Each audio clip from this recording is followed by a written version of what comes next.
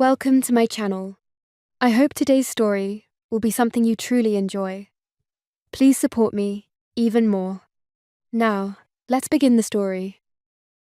It had been one of those shifts, 12 hours on my feet, barely a break to drink water, let alone breathe. The hospital was understaffed again. Flu season always hits harder than we think it will, and tonight was no exception. I kept telling myself, just one more hour, then I'm home. I'd already pictured the moment, locking my front door, leaving my shoes by the mat, climbing under the covers without even brushing my teeth. Ashburn was still as quiet as I remembered. Suburbs here didn't scream, they whispered. Trees stood still. Lawns were cut too neatly.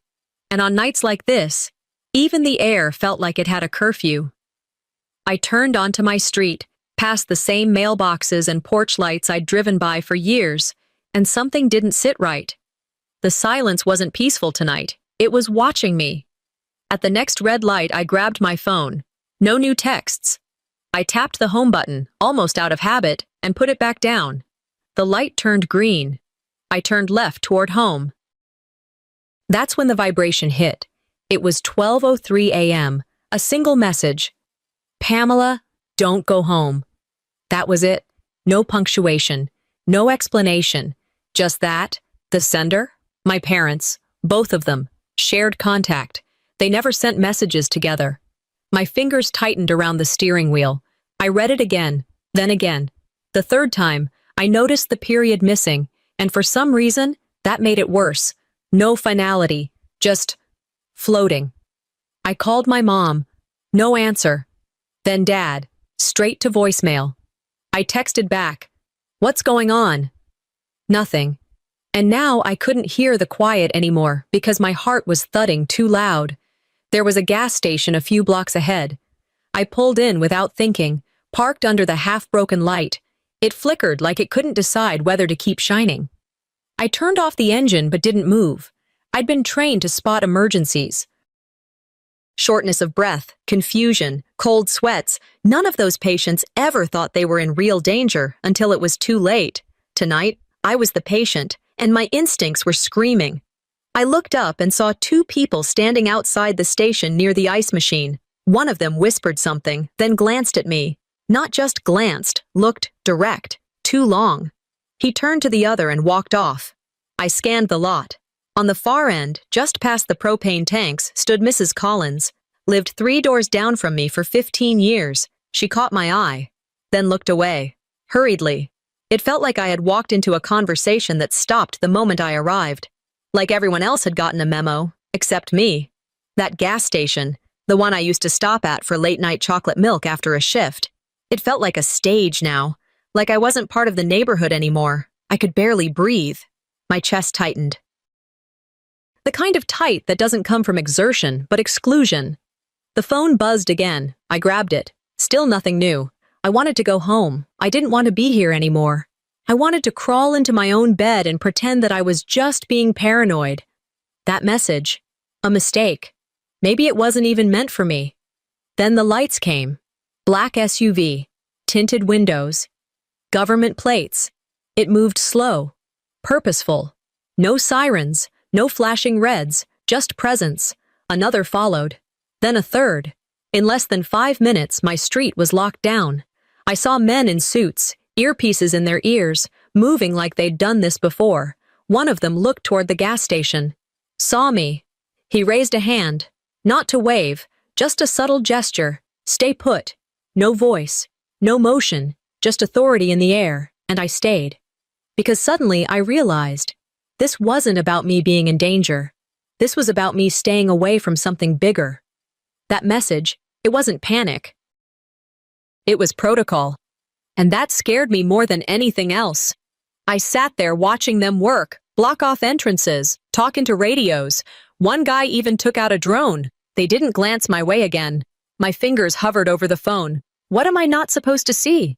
Dad had told me once, back when I was a teenager and too curious for my own good.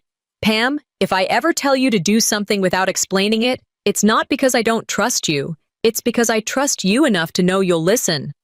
I never liked that logic. And now, sitting in my car, light flickering overhead, phone burning a hole in my hand, I finally understood it. But something didn't add up. What if I wasn't the one being protected? What if I was the one being kept away? I pulled up the message again. Still no reply. "Dad," I typed. "What's happening?" I waited. Screen stayed dark. Just silence. I didn't turn the engine off. My hand stayed on the gear shift, knuckles white.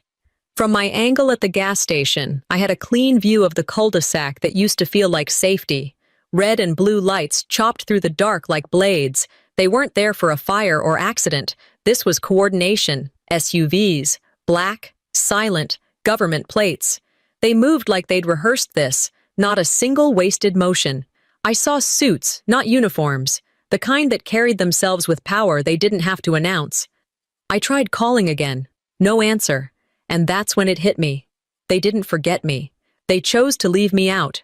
I watched as the same house I once carried groceries into was wrapped in perimeter tape. No panic, just order. Clean, calculated exclusion, like I was never part of it to begin with. There's a kind of hurt that doesn't sting right away. It settles slowly, like a fog that makes everything seem distant. I wasn't in danger. I was irrelevant. Inside the store, I needed something to do with my hands. I bought coffee I didn't want and stood near the old TV mounted in the corner. The sound was barely audible over the humming fridge, but I heard enough. Authorities confirmed that the family has been cooperating with the CIA for months. The anchor's voice was sharp, practiced, like she'd said it 100 times already. A photo flashed across the screen. My dad, my mom, my sister. 3 brave civilians, the headline read. I dropped the coffee. Didn't feel the heat. Just stared at the screen like it had said my name. But it hadn't. Not once. Not a single word about the daughter who lived less than a mile away. The nurse who worked nights and slept days. A boy near the candy rack muttered to his friend, "Isn't that the house with the nurse?" His friend shrugged. "Nah, it's her dad's place. He's the big deal." I walked out before they could say more. I drove slowly. Not because of traffic, Ashburn sleeps early, but because something in me didn't want to get there. My headlights hit the edge of the security zone, where men in suits directed a few cars away. I rolled down my window, held up my ID. The man looked at it, looked at me, then looked back at the screen in his hand. "Step back, ma'am. This doesn't concern you." "That's my home," I said. He didn't flinch. "Not according to our list." No apology, no confusion, just dismissal. I pulled the car into reverse. No fight, no scream, just left. I parked behind the old grocery store. Used to be a Safeway, now it's just an empty lot and a broken vending machine. No cameras, no eyes. I needed a place where no one was watching me vanish. I tried again. Text? Call? Nothing. I opened social media. My sister's page was flooded with praise, shares, mentions. Someone had even tagged the White House. A comment read, "We're so proud of you 3. The way your family handled this is heroic." 3. I read it 5 times. 3. And that's when the ache turned to heat. Not the kind that fuels rage, but the kind that wakes you up. I thought of the pandemic, 14-hour shifts, patients dying without family. I was there, night after night, holding hands through gloves, explaining death through a mask. But when danger came to our door, they chose silence. Not just toward me, but about me. I was the one they cut, the one they couldn't control, so they excluded. Not for safety, for optics. I stayed in that car a long time. Windows fogged, phone face down, no music, just the hum of old pipes in the building behind me and my own breath. Eventually, I opened the glove box, found the old notebook I used to track vitals and patient notes when we ran out of electronic systems. Pages yellowed, smelled like sanitizer. I clicked my pen. First line, they made me invisible. Second line, I'll make sure they never forget me again. I didn't plan to go back. Not really, but as I sat in that parking lot, phone dark and my name scrubbed from everything familiar, I realized the garage code at my parents' house hadn't changed in years, so I went. The drive took less than 10 minutes, but I stretched it to 15. I made every red light count. took the long turn near the community center, drove by the same street lamp that flickered when I was 15 and stayed out too late. When I pulled into their driveway, it was like the house had been embalmed. Still, cold, no porch light. The kind of quiet that didn't offer comfort. It warned you. I stood there for a moment before entering the code. Same numbers, same click. Inside, I didn't call out. Didn't expect anyone. The kitchen smelled like nothing. Usually, there was at least a trace of coffee or lemon cleaner, but the air inside was hollow. The power was out. I flipped the switch out of instinct, knowing it wouldn't work. That kind of silence is intentional. You don't accidentally leave a house with no lights, no messages, and no warmth. I told myself I wasn't there for answers. I just want to remember, I whispered. It felt like a lie the second I said it. I walked upstairs without turning my flashlight on. The attic had always been where old things went to die. Seasonal decorations, my baby clothes, even a prom dress or two. But that night, the dust didn't smell like nostalgia. It smelled like something left behind for a reason. I tripped over a box shoved halfway beneath a folded tarp. Not locked, just duct-taped shut. I peeled it open. Photos, cards, report cards, my first employee badge, a letter I wrote at 9 telling my mom she was my hero. Then, letters that didn't belong to me. Typed pages, stamped, government headers, communications between my parents and federal agents. One line jumped out, exclude from all communication. Next to it, in red, Pamela Lamson, there was a birthday card wedged in the middle, from my mom, to the daughter who never needed protecting. I sat down, not because my knees gave out, but because I didn't want to drop the box. Never needed protecting. That was how they justified it. Or maybe I just wasn't worth the trouble. I pulled out my phone and started taking pictures. Every page, every line. It wasn't panic. It was protocol now. Like documenting a patient's decline. Open wound. Track vitals. Mark time of last breath. I checked the time. 3:12 a.m. Out of habit, I opened our old family group chat. We used to share dumb jokes there. Recipes, weather updates, that kind of thing. My sister's profile picture hadn't changed in 3 years. I tapped on the message history. A week ago. Sister. Should we tell her something at least? Father. No. Don't stir her up. Mother. She'll just make it worse. Sister. That was it. Not a sentence. A thumbs up. That was all I was worth. It hit me harder than anything else. I'd taken bullets in words before, but never in silence. That's the kind of quiet that burns worse than a scream. I screenshotted it, sent it to myself, labeled the file thumbsup.png. I didn't save it out of grief. I saved it to remember exactly how the erasure looked. Back downstairs, I spread everything on the kitchen table. The letter, the screenshot, the birthday card, the message from my sister. I didn't try to make sense of it right away. I lined them up like evidence on a crime board. Not all at once. This wasn't one betrayal. It was layered. Small, quiet, consistent. No one shouted me out.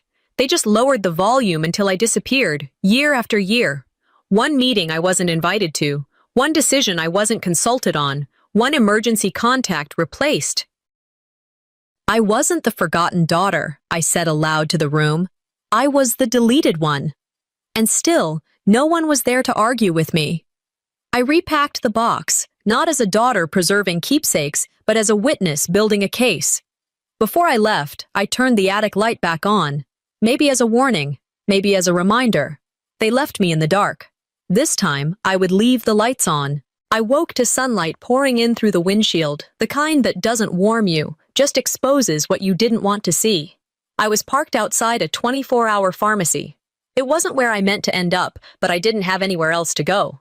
I checked my phone, battery barely holding, dozens of alerts. I opened the first one and found myself staring at a headline. A brave family of 3 cooperates with CIA in domestic operation. My eyes locked on that word. 3. Below the headline was the photo. My parents and my sister. Not a press photo, not a quick snapshot, but one clearly planned. Hair done, lighting perfect. It wasn't about survival, it was about presentation. I searched my own name. Nothing. I was a nurse, I had credentials, awards, public records, but in this story, I didn't exist. I opened a new folder in my phone's files, named it Proof of Erasure, because I wasn't losing my name quietly. I drove straight to the walk-in clinic. Told them I'd lost my keys and needed to refill an old prescription. The nurse asked my name, typed it in, and smiled. Okay, looks like your emergency contact is... your sister? I blinked. No, that's a mistake. She tilted the screen, friendly. Right here, last updated 9 months ago. I froze. 9 months ago, I'd been here, with my dad. He'd insisted on waiting in the lobby. I swallowed hard. Can you print that? The nurse hesitated, then nodded. I walked out with the paper in my bag. It wasn't just my name being left off headlines. They'd rewritten me in systems, institutions, medical files, erased me by design. Back at their house, I didn't knock gently. I knocked like I meant it. The door opened. My mother stood there. No smile, just a flat expression. You're not supposed to be here. That line, I'd heard it before, from agents, from strangers, but hearing it from her? I stepped inside anyway, walked straight to the kitchen table, opened my bag. I laid everything out, screenshots, printouts, the contact record from the clinic. She didn't try to stop me, my voice didn't tremble. So you didn't just cut me out, you rewrote my life. My father entered from the hallway, said nothing, looked at the papers like they were clutter. My mother finally spoke. It was for your own good. I laughed, bitter, tired, real. You don't get to silence someone and call it protection. Her face cracked for a moment, but she said nothing more. I turned to my father. Show me the files, the ones you signed, the ones with my name. He didn't answer, but he left the room and came back with a thick folder. He set it on the table like it was nothing. I opened it. Dozens of letters, contracts, memos. One caught my eye. Yellow highlight across the center.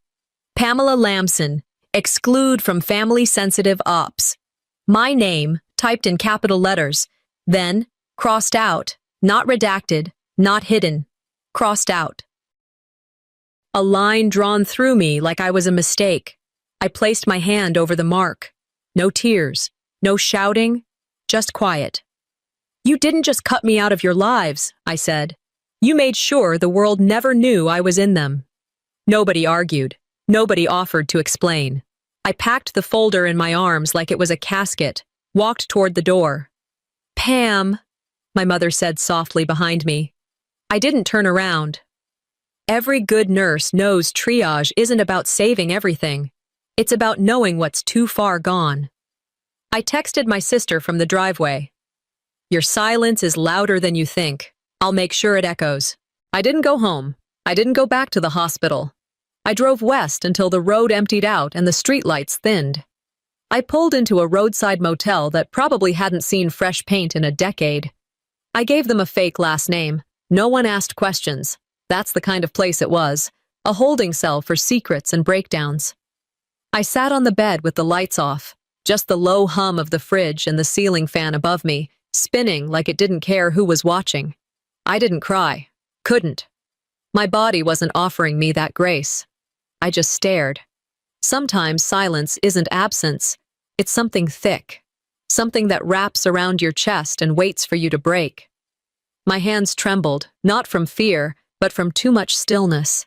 I grabbed a pen, wrote a few words in a notebook, closed it, didn't reread them, couldn't stand to. I used to believe silence was a gift, a form of strength. But this kind of silence was designed to choke. My phone buzzed. A text from my mother. We know you're hurting, but please don't overreact. Overreact. It sat on the screen like it owned the place. I stared at it. No reply. Just a screenshot. Then I deleted the thread. Funny thing is, that wasn't the first time I'd been called too much. I was dramatic when I cried after my dog died. I was emotional when I spoke up in church. I was difficult when I asked why we never celebrated my graduation. Too much. Too loud. Too aware. They raised me to care, then punished me every time I did. I flipped through old messages, hunting for one, just one, where someone in that family said, "You're right," or "I hear you." Nothing. Not once. I wrote on the motel's stationery, "My truth doesn't need your permission to exist." Then I set the pen down like I was done, even though I knew I wasn't. The tablet I'd grabbed from my mother's kitchen drawer was still in my bag. I charged it for 10 minutes. Battery limped to 12%. The password. Still my father's birthday. Some things never change. I opened the archived folder. That's where they always saved things they didn't want seen, but weren't ready to delete. The first email hit me like a brick. "We agreed. Don't involve Pamela. She overreacts. She'll damage the optics." Another response. "She's too soft. Keep her out." And then my sister, calm as ever. "I've kept her quiet before. I'll do it again." I stared at those lines, read them 3 times. 4, not because I didn't understand, because I did. This wasn't silence. This was strategy. I sat on the floor, cold linoleum against my back, TV from the next room leaking through the wall, some game show, some laughter, life going on. I didn't yell, didn't scream into a pillow or punch a wall. I sharpened. I opened my laptop. New folder, unspoken archive. One by one, I began compiling screenshots, quotes, timelines, message threads. I didn't do it out of anger. I did it because it was necessary. There's a moment when you stop hoping they'll see your side, and you start building your own. "If I ever thought silence made me weak," I whispered, "I forgot how much damage can be done in a whisper." I didn't know what came next, but I knew it wouldn't be silence. I forwarded the email thread to a contact from work. A legal nurse who once told me, "If you ever need someone who knows how to handle dirty records, call me." Subject line, "This needs to be looked at." No context, no explanation, just movement. I closed my laptop, reached into the duffel bag, pulled out the old box I'd found in the attic, now heavier with papers that said less about my past and more about their intentions. I printed the email, folded it, tucked it inside. I stood in front of the mirror. "If they wanted me erased," I said, "they should have made me quieter." I picked up my phone, texted my sister. 2 words. "You chose." By morning, I was back on my own street. I didn't park in the driveway, just pulled up along the curb and sat for a second longer than I needed to. The front door looked the same, but I wasn't expecting anything familiar inside. I wasn't coming back to live. I was coming to collect, to build the other half of the story they'd tried to bury. When I opened the door, I didn't see a mess. I saw precision. The couch cushions were untouched, the rug still aligned with the hardwood planks, but every drawer that had once held a piece of me was empty, not stolen. Removed, my laptop, gone. The flash drive I kept in the tea tin above the microwave, not there. My journals, the printouts, my files, every page of what I'd collected from that house, my parents, and my own past. Wiped. I walked to the bedroom, opened the closet, empty hangers, no overnight bag. Even the childhood photo album I'd kept under the bed was missing. That's when I knew. This wasn't theft. This was a sweep. Professional. Clean. Like someone had practiced. I sat down on the edge of the mattress and let it settle. They didn't just want me to stop talking. They wanted nothing to exist that proved I had ever been part of any of it. I walked into the kitchen, dumped the trash, habit, and caught something. A small slip of paper crumpled at the bottom of the bin. A receipt, coffee shop. 2 blocks away. Time-stamped from last night. I walked there. The place was quiet. The barista looked up and gave the kind of smile you give someone you think you've seen before. I held up the receipt. "Do you remember who sat here yesterday around this time, using a silver MacBook, cracked corner?" He nodded. "Yeah, I remember. Black jacket, sat near the outlet, didn't order much, stayed for hours, barely moved." "Camera footage?" He shook his head. "You'll need a warrant for that." Of course I would. They hadn't just erased my documents. They were using them. My things. On my notes. My life. Now part of something I wasn't even allowed to see. I didn't say goodbye. Just walked to a corner store, bought a burner phone and cash, and walked home. Or what used to be home. By late afternoon, I was at the DMV.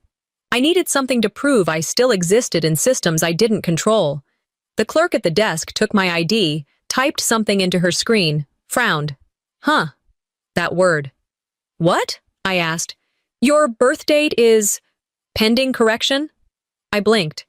Excuse me? She kept typing. It's flagged for inconsistency, not removed, just under review. I kept my voice steady. What does that mean? Hold on, let me grab a supervisor. She stepped away. A few minutes later, a man in his 60s stepped out, motioned me to the side window.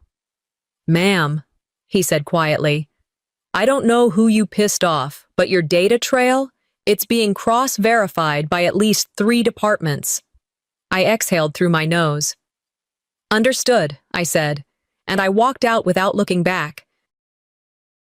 Back at the motel, I opened a blank document and titled it, The House with No History.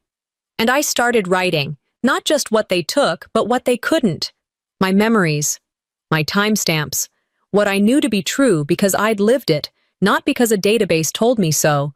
I uploaded the scans I still had, emails, images, handwritten notes, to a cloud drive.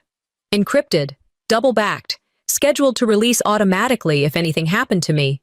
Then I wrote, they erased what I had, but what I've become, that's not stored in drawers.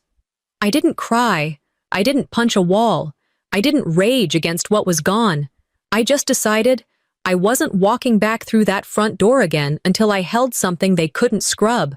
I wasn't surviving anymore. I was building a strategy. Before sunset, I called someone I hadn't spoken to since the pandemic, a woman I'd once helped on a legal forum. She'd lost a brother to medical neglect. We'd exchanged a few private messages. She had a background in whistleblower protections. She picked up on the second ring. I remember you, she said. You want to meet? Neutral ground. DC, tomorrow? I'll send a location. That was all. That night, I packed a bag. Only what mattered. My ID. Hard copies. A backup drive. The original email from my sister. The one where she called me too soft. I zipped the bag slowly. Walked once through the house. One final look. At the door, I paused. You took everything, I whispered. But you made one mistake. I'm still here. The sun had long since gone down by the time I reached the cafe in DC. It was the kind of place that made you feel watched and anonymous all at once. Low lighting, one slow fan, and music just loud enough to cover a conversation, but not so loud you'd have to raise your voice. I spotted Silas before he spotted me, or maybe he knew I was there the whole time. Hard to tell with men like him. He looked older than I remembered, older than the photos from the forum, but his eyes were sharp, focused. I sat down across from him. No small talk, no smiles, just the table between us and a chipped sugar jar. He slid a flash drive toward me. You weren't supposed to survive this, he said. I didn't ask what this meant. I was tired of asking for clarity from people who preferred I stay in the dark. He opened a manila folder. Inside, screenshots, movement logs, metadata tied to my phone, timestamps that matched grocery runs, commutes, even the late-night gas station pause. I stared. Oh, you were watching me. Not me, them. He explained it like a checklist. I wasn't flagged as a threat. I was marked as a pivot point, a trigger. Your routines were predictable, your circle, tight. It made surveillance easy. Anyone who got too close to you, especially if they were already under suspicion, stood out fast. I leaned back. So I was bait. Unwittingly. I didn't reply. I didn't need to. I'd felt used before. But this was different. This was tactical. He pulled another page from the folder. It was a photo, grainy, of me with someone I hadn't seen in over a year. Derek. His arm was around me. We were walking near the Potomac. I remembered that day. We'd fought about nothing. then walked for hours in silence. "He was flagged before he met you," Silas said. "But once he did, your proximity accelerated the case." I nodded slowly. I remembered how he suddenly got interested in data security, how he insisted on installing those VPN apps on my phone, claimed it was to protect me from phishing attacks. I thought he was just being tech-savvy, protective. Turns out, he was protecting himself, through me. I opened our old texts. One of the last ones stood out now. "Heading home. You still parked at the hospital?" At the time, I'd thought it was sweet. Now it read like a log entry. My gut tightened. I asked, was he trying to hide or trying to be found? Silas didn't answer. He didn't have to. He slid one last document across the table. An internal family risk profile. The title? Contingency Protocol, Civilian Proximity Assessment. My name was listed under Tier 2, Expendable Civilian. "You were the only one they couldn't flip, so they wrote you out," he said. "You were clean, but you were also the easiest to cut loose." I stared at the paper, at the words expendable, uninformed asset. It's one thing to be ignored, another to be erased, but to be used as a silent tripwire for someone else's downfall. That hits differently. I folded the document, not neatly. "You know," I said quietly, "I always knew I wasn't the favorite." Silas looked at me, his voice low. "But you didn't know you were disposable." I didn't answer. I didn't have anything left to say. Outside, I thanked him, said I'd pretend we never met. He nodded once. I walked down the block into the hotel lobby with free Wi-Fi, sat near the back, set up a hotspot, logged into the secure cloud. I uploaded everything I had. I clicked open a new document, titled it, Erased by Blood. Then I recorded my voice. This isn't revenge, it's recovery, of identity, of truth, of voice. I didn't post it, not yet. I scheduled the first draft to send to 3 encrypted emails, 1 local news outlet, 1 independent watchdog, 1 anonymous leak site. I wasn't looking to blow it all up. I was just making sure I couldn't be deleted again. Just as I closed the laptop, my burner phone buzzed. Unknown number. "You were never supposed to look this deep. Stop now. You still have time." I stared at the screen. No punctuation, no threat, just a warning. I replied, "I'm already too far in." Then I whispered to myself, to no one at all. And I haven't even begun to speak. I stayed up through the night, not from adrenaline, not from fear, just resolve. When you've spent your life being told to quiet down, sit back, not cause trouble, you get good at preparing in silence. So I opened the files, every screenshot, every voice note, every timestamp, laid them out like I used to lay out supplies during intake triage. The cloud drive was ready. I created 2 copies, one with a time lock for automatic release, the other with a link for a reporter I knew wouldn't flinch. I wrote the caption first. "This isn't revenge, it's reclamation." Then I pressed record. I didn't raise my voice. I didn't plead. I spoke the way I had learned to speak to dying patients, clear, slow, steady. I named names. I explained patterns. I showed the paper trail. I ended with one image, the old white teacup with the red maple leaf, the same one from my mother's kitchen, now sitting beside my laptop, empty. Once, that mug meant comfort. Now it was a reminder of how easily trust can be poisoned. I uploaded the video, cued the release for 6 p.m., then shut the laptop, and waited. At 5:57 p.m., I got the notification. Your video has been flagged for potential misinformation. Upload suspended pending review. Of course they were already waiting. I didn't panic. I clicked open the secondary platform, the one no one talks about on record. My burner phone connected to the hotspot. I dragged the file, hit go. And it was live. No graphics, no intro music, just my voice, just facts.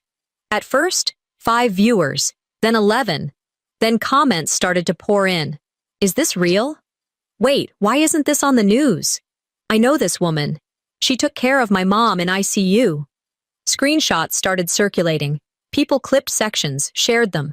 My name trended in a forum that usually talks about broken veteran systems, and the truth started running faster than the ones trying to chase it down.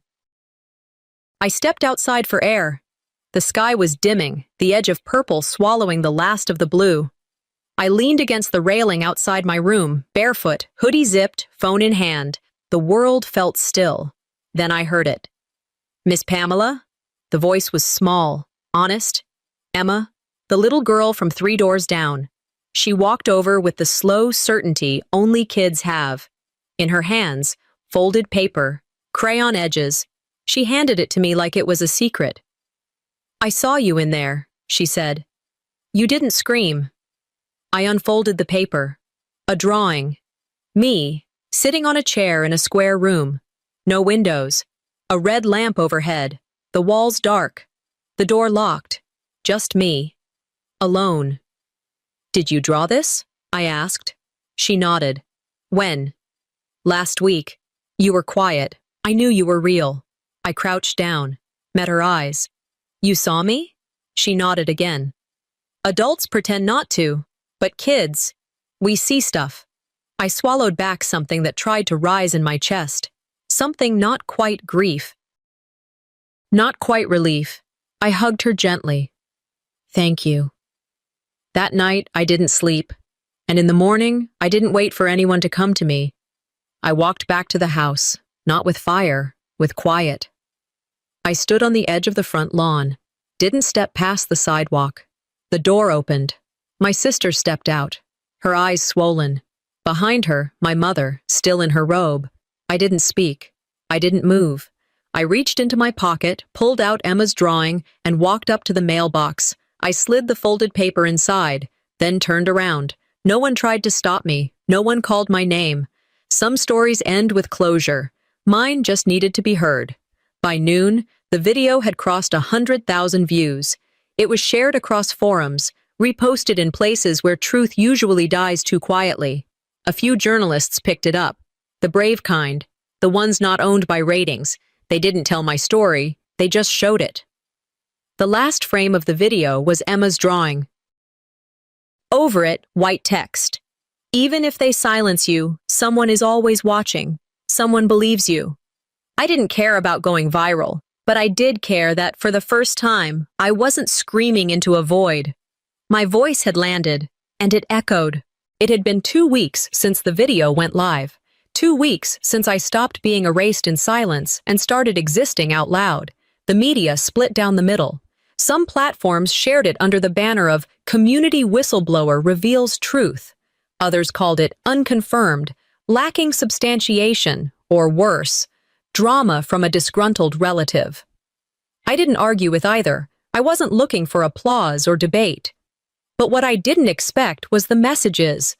Over 3,000 emails, DMs, and forum replies from strangers, many of them older, quieter, but not soft. They used words like seen, understood, and thank you. A few sent nothing but a photo of a handwritten letter they never got the courage to send their own families. My parents never reached out. My sister did, once. "You didn't have to destroy us." That was the message. I didn't reply. Some words are written more for defense than dialogue. And I was done writing back to silence. I moved out of Ashburn. Rented a small unit in Arlington, closer to work but farther from memory. 2 bedrooms, one of which I turned into an office. Minimalist, clean. Not sterile, just mine. It didn't need to look like a Pinterest board. It needed to feel like air.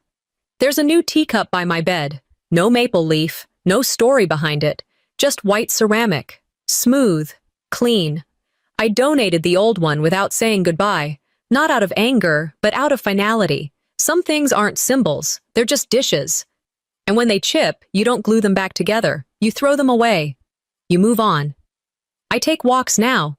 Not to think, just because I can. I don't watch over my shoulder as much. Don't double-check if my name still exists in databases.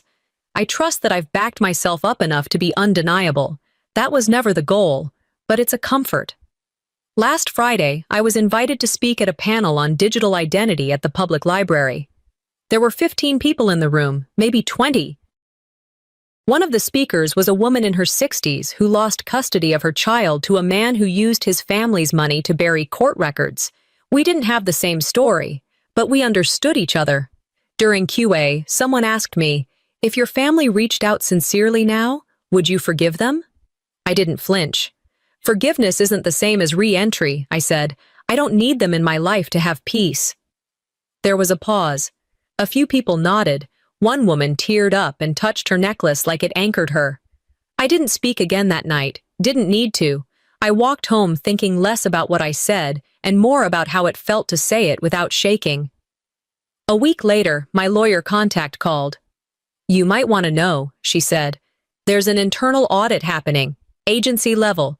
Your father's name is all over it." I didn't react.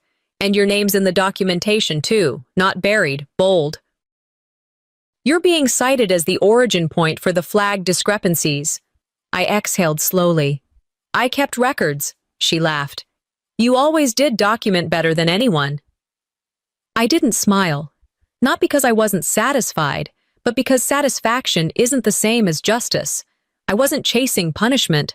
I trusted gravity. What falls, falls. "They erased me for safety," I said later that night, recording a voice memo I'd never send. But I recorded them for history. Sometimes I still wake up expecting silence. But now, when it comes, I don't flinch. I wrote a letter the next morning. Not to send. To finish something inside me. "To the girl I was before all this," it began. "I didn't write pages, just what needed to be said. You wanted answers. You got them. You wanted someone to admit they hurt you. They never did, but you survived anyway." I folded it once, put it in a box I'd bought the day I moved into the new apartment, the kind with a lock and no label. Not to bury it, just to mark it as finished. When you're no longer waiting for an apology, you're finally free to write your own ending.